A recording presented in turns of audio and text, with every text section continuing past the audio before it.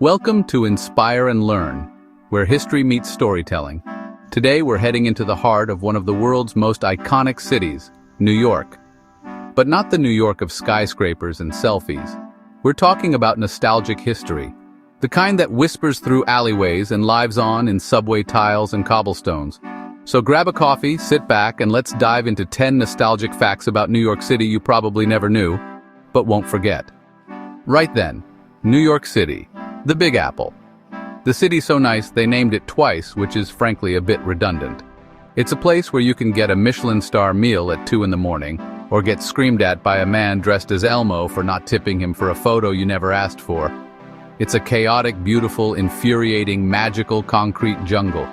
But beneath the constant symphony of sirens, beneath the feet of millions of tourists trying to navigate Times Square like confused penguins, there's a history that is absolutely staggering.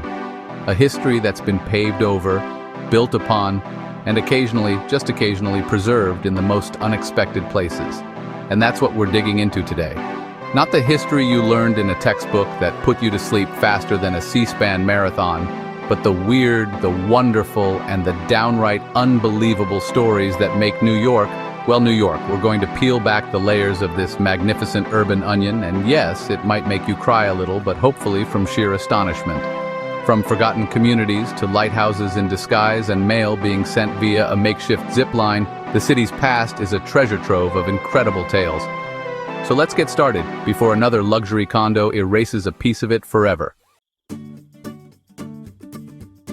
All right, first up, let's talk branding. Before New York was the iconic NY, it was NA New Amsterdam. And no, that wasn't a failed craft beer. It was a full-blown Dutch colony, the capital of New Netherland. The Dutch, in a move of spectacular business savvy, allegedly bought the entire island of Manhattan from the native Lenape people in 1626. The price? A collection of goods worth 60 guilders, which some very optimistic 19th century historian translated to about $24. Now that's a deal that makes a 2-for-1 pizza slice special look like a colossal ripoff. It's the kind of real estate bargain that would make a modern New York broker weep into their $1,000 suit. But the Dutch didn't just pack up their tulips and wooden clogs and vanish without a trace. Oh no, their influence is baked into the very fabric of the city. Think about it. Wall Street, we'll get to that. Harlem, from the Dutch city of Haarlem. The Bronx, named after a Swedish farmer from the Netherlands, Jonas Bronk. And of course, Brooklyn, a name anglicized from the Dutch town of Breukelen. So every time you hear a rapper shout out Brooklyn, they are, in a way, giving a historic nod to a small town in the Netherlands, which is a connection I'm sure both parties are absolutely thrilled about. Ah, Central Park, the glorious green heart of Manhattan, a democratic space for picnics, proposals, and dodging rogue frisbees. But this urban oasis has a deeply shadowed origin story. Before it was a meticulously landscaped paradise, a significant portion of the land, particularly between 82nd and 89th Street on the west side, was home to a community called Seneca Village. Founded in 1825, it was one of the country's few stable settlements for free African-American landowners. It was a thriving community with its own churches, a school, and homes owned by people who had been systematically denied that right elsewhere. It was, in essence, a middle-class African-American haven in a deeply prejudiced America. And then the city decided it needed a park, a big one, the kind of park that would rival the grand parks of London and Paris. So in the 1850s, the city used the power of eminent domain to seize the land. The residents of Seneca Village, along with some Irish and German immigrants living nearby, were labeled as living in shanties and their communities as squatter camps. They were portrayed as obstacles to progress. They were offered insultingly low prices for their property and then forcibly evicted. Their homes, their churches, their school, all of it was demolished to make way for lawns and bridle paths. So next time you're enjoying a stroll past the Great Lawn, remember the homes and lives that were bulldozed to create that view. The Statue of Liberty. A magnificent symbol of freedom, a gift from the French and an absolute nightmare to visit on a hot August afternoon. She stands there, holding her torch aloft, welcoming the tired, the poor, the huddled masses. But for 16 years, from 1886 to 1902, that torch wasn't just a symbolic beacon of hope. It was a literal, functioning lighthouse. That's right, Lady Liberty was officially operated by the United States Lighthouse Board. She was quite literally a guiding light for ships sailing into the treacherous waters of New York Harbor. There was just one small, teensy-weensy problem. She was a terrible lighthouse. The torch, despite several upgrades, was just too dim. It was barely visible from Manhattan, let alone from the sea. Captains complained they couldn't see the light, which is, you have to admit, a rather significant design flaw for a lighthouse. It was like hiring a town crier who whispers. After 16 years of being spectacularly ineffective, the government finally threw in the towel, and Lady Liberty retired from her maritime duties to focus full-time on her more successful career as a global icon and postcard superstar. New York City and pizza. It's a love story more passionate than Romeo and Juliet, and with significantly more garlic. But where did this city-defining romance begin? You can thank a gentleman named Gennaro Lombardi. In 1905, in a small grocery store in Nolita, Lombardi obtained the very first license to operate a pizzeria in the United States. He wasn't the first person to make pizza in America. Italian immigrants had been baking it in their homes for years.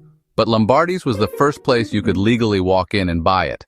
He was the godfather of the American pizza industry. He used a coal oven, a tradition that Lombardi's, now located just down the street from its original spot, continues to this day. This wasn't just the opening of a restaurant. It was the lighting of a culinary fuse that would explode across the city and the nation.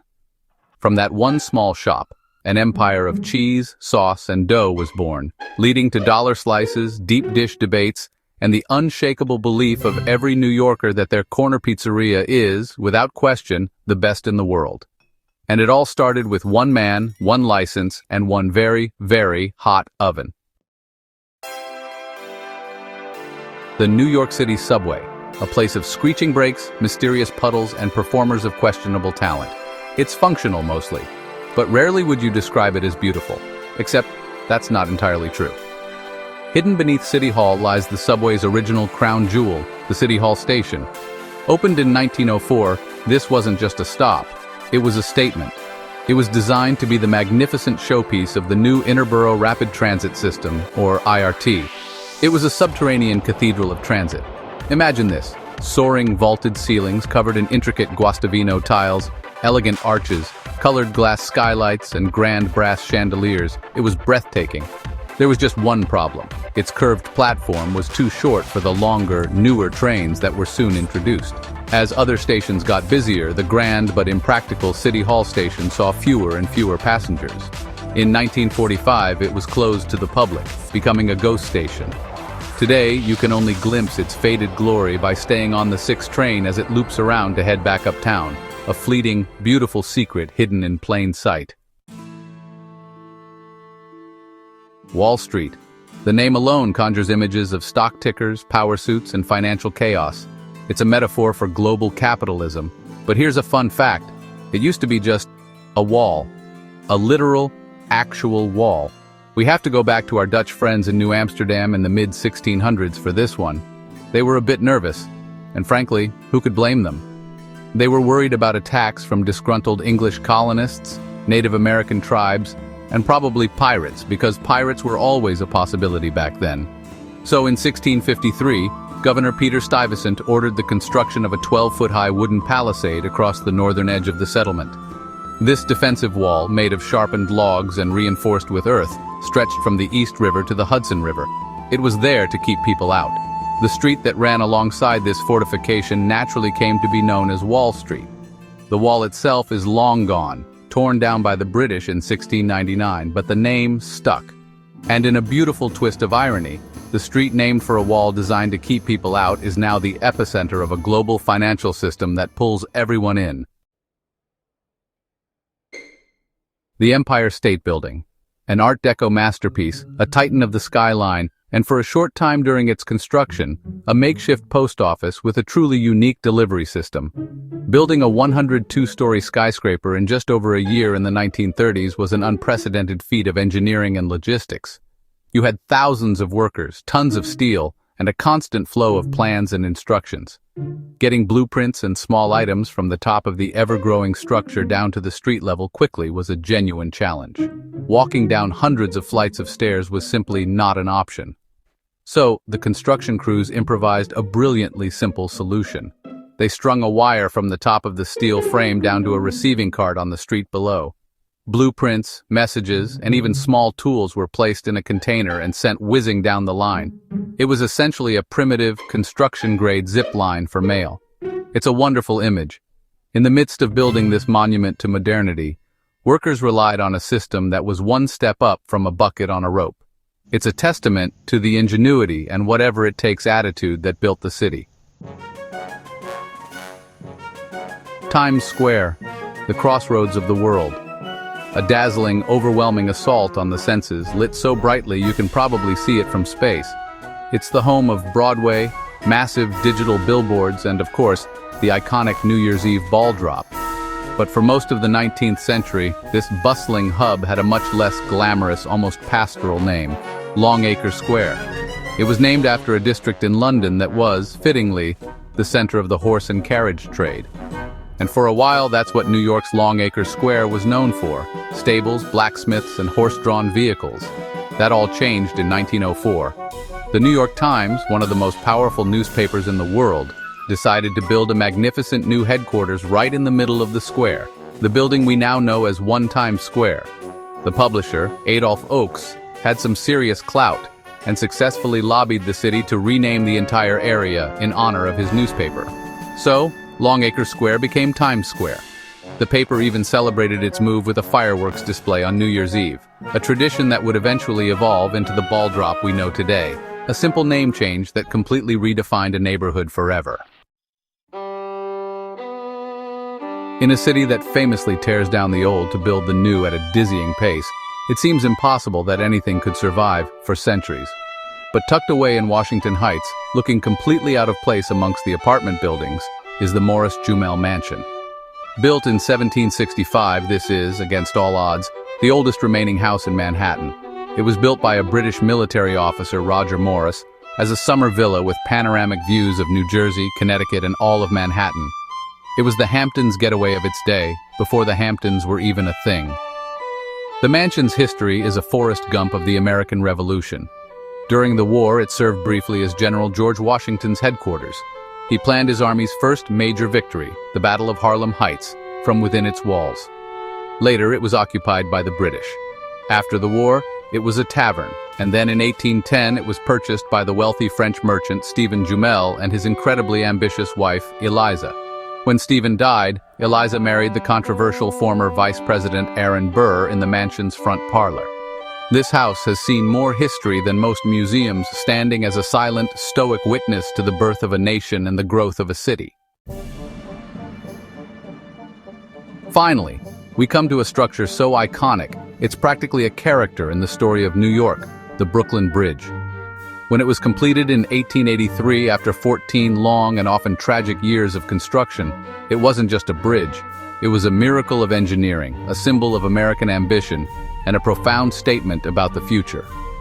For the first time, the then separate cities of New York and Brooklyn were physically connected. It was the longest suspension bridge in the world by a huge margin, a steel wire behemoth that dwarfed everything around it. Its construction, led by John Roebling and then after his death by his son Washington and his daughter-in-law Emily, was a saga of immense sacrifice. More than 24 people died building it. Washington Roebling himself was left paralyzed by decompression sickness from working in the underwater caissons. His wife, Emily Warren Roebling, heroically stepped in, relaying his instructions to the engineers and effectively overseeing the project's completion. The bridge wasn't just built with steel and stone, it was built with grit, intelligence, and unbelievable human resilience. It was, and still is, the city's iron-willed heart. So there you have it. 10 stories pulled from the concrete archives of New York City. And the truly amazing thing is, that's barely scratching the surface. For every fact we've covered, there are 1,000 more buried under bodegas, hidden in the names of subway stops, or living in the memories of the city's oldest residents. This city isn't just a place, it's a living document, constantly being written and rewritten, with earlier drafts peeking through the edits. It's a place where a park was once a village, a street was once a wall, and a statue was once a lighthouse. It's absolutely, beautifully, and chaotically insane. And that's the point. The next time you're walking through New York, maybe you'll look at it a little differently. You'll see not just the present, but the ghosts of the past all around you. You'll see the Dutch traders on Wall Street. You'll hear the echo of the Grand City Hall station, and you'll remember the communities that were displaced for that perfect picnic spot. History isn't some dusty thing in a book. It's the foundation we're all standing on, especially in a city that's always reaching for the sky. Which is all to say, New York is a deeply flawed, magnificent, and endlessly fascinating place. And if you're ever there and see a man in a slightly too small Elmo costume, for the love of God, just give him the dollar. It's easier for everyone. Thanks for watching.